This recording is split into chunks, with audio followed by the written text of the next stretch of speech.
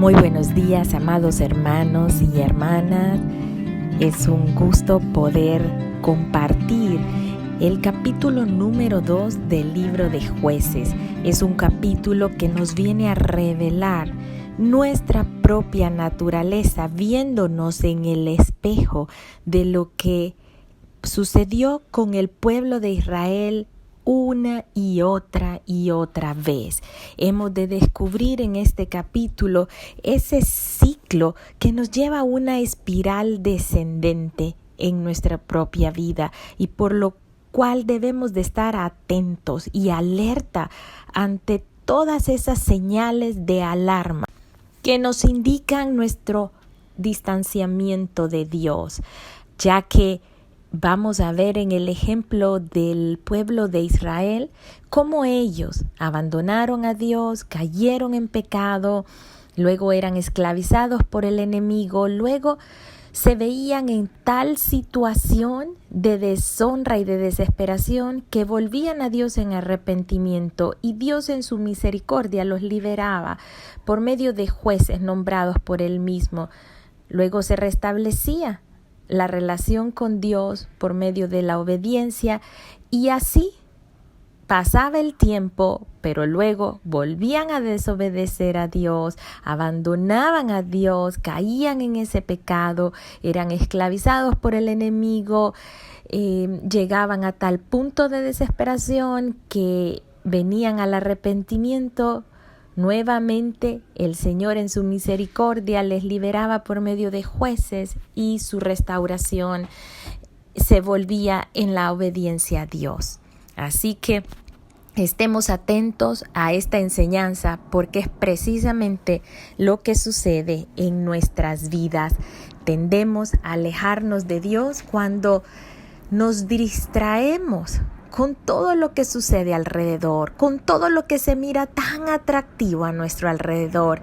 Y es que ciertamente las distracciones de Dios son destrucción para nuestra alma. El capítulo 2 es un resumen de lo que sucede en el libro de Jueces. E inicia cuando el ángel de Jehová sube de ese lugar llamado Gilgal a un lugar que llamaron Boquim. Boquim significa lugar de llanto. Es aquí donde el ángel de Jehová, que podríamos pensar que es una preencarnación de Jesucristo mismo, les habla y les dice que jamás va a invalidar su pacto.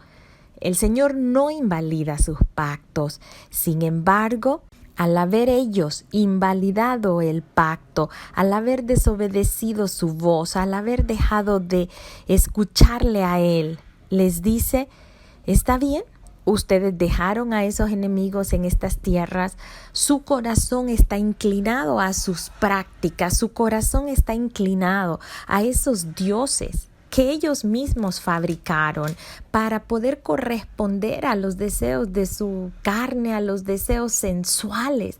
Y ustedes están inclinados a esos dioses.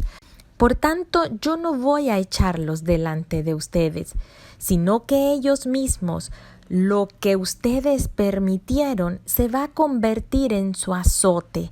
Y esos dioses a los cuales están inclinados van a hacerles tropezar. El pacto que Dios había hecho con su pueblo era un acuerdo sagrado en los que la parte de Dios correspondía a levantarlos como una nación especial que pudiesen mostrarle al mundo, a las demás naciones, cuán grande, cuán misericordioso, cuán bueno, cuán maravilloso es Dios. Y Él los iba a proteger, Él los iba a pulir, Él les iba a dar abundantes bendiciones. Los había llevado hasta esta tierra con grandes señales, prodigios y milagros. Y la parte de Israel era amar a Dios, era obedecerle a Él, era mantenerse apartado de todos los demás pueblos, de todas las demás naciones, para que Dios pudiera forjar en ellos y moldearlos de acuerdo a su voluntad, de acuerdo a su imagen, al molde con el cual Él los había creado. El pueblo no pudo mantenerse firme en lealtad hacia Dios.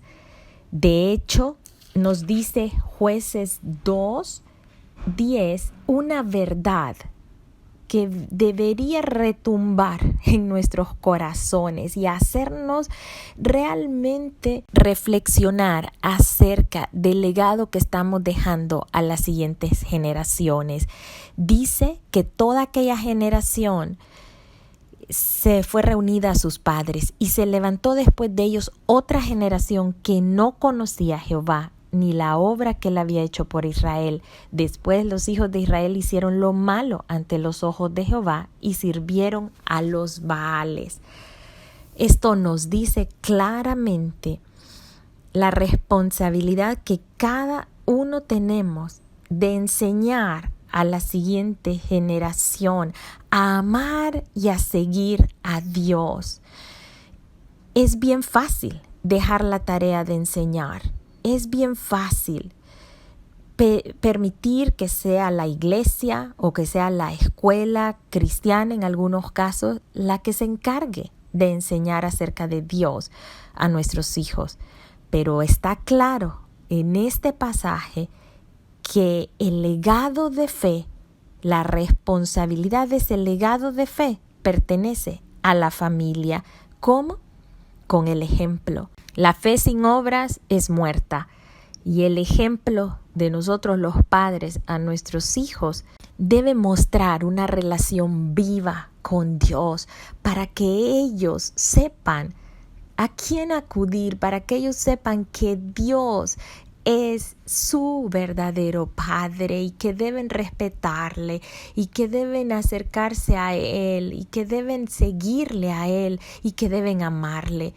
Somos nosotros, somos esta generación, somos los padres de familia, somos los educadores que debemos modelar una relación de cercanía con Dios hacia la siguiente generación para que ellos puedan conocer a Dios, para que puedan hacer en sus corazones el deseo de estar cerca de Él. El pueblo de Israel, cada vez que se inclinaba a estos dioses, venían a ser oprimidos por el mismo pecado que ellos habían permitido que se quedara allí en el lugar en donde ellos habitaban. Así que ellos reaccionaban cuando era mucho el dolor y lloraban y volvían a tener esa sensibilidad espiritual. Pues al estarse deleitando en el pecado sucede algo tremendo. Nos insensibilizamos espiritualmente. Y lo dice claramente Efesios 4:18, teniendo el entendimiento entenebrecido, ajenos de la vida de Dios, por la ignorancia que en ellos hay, por la dureza de su corazón, los cuales, después que perdieron toda sensibilidad, se entregaron a la lascivia para cometer con avidez toda clase de impureza.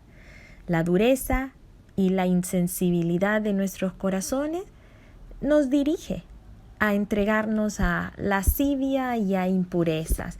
Y esto lo vemos en este capítulo. Debemos estar conscientes del pecado que hay en nuestra vida. Debemos admitirlo en lugar de querer cubrirlo o justificarlo. Es necesario que tengamos ese convencimiento del pecado para poder proceder al arrepentimiento. Y eso sabemos que solo el Espíritu Santo lo puede revelar a nuestras vidas. Él es el que nos da convicción de pecado, de justicia y de juicio. En nuestra propia naturaleza pecaminosa, lo que vamos a seguir haciendo es enredarnos cada vez más. Y luego, hasta que no hay ninguna salida, es cuando volteamos nuestra mirada al Señor. La esencia del pecado es el egoísmo.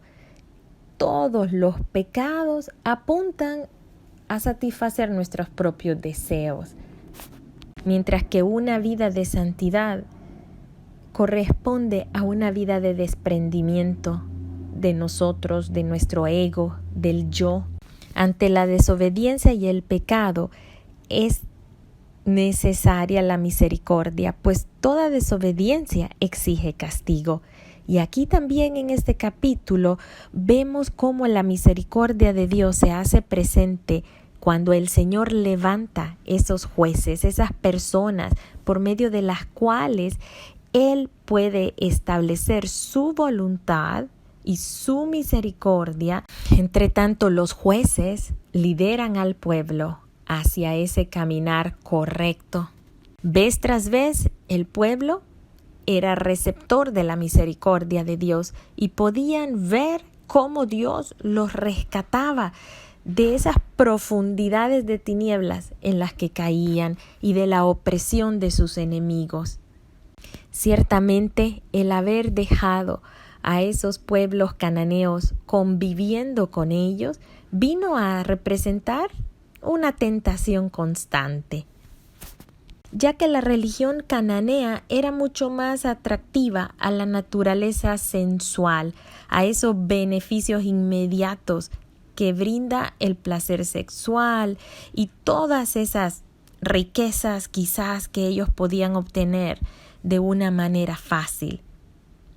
La religión cananea permitía la prostitución masculina y femenina como una forma de adoración. Solo imaginemos eso. Algo en lo que ellos se deleitaban venía a quitar toda culpa de hacer lo incorrecto.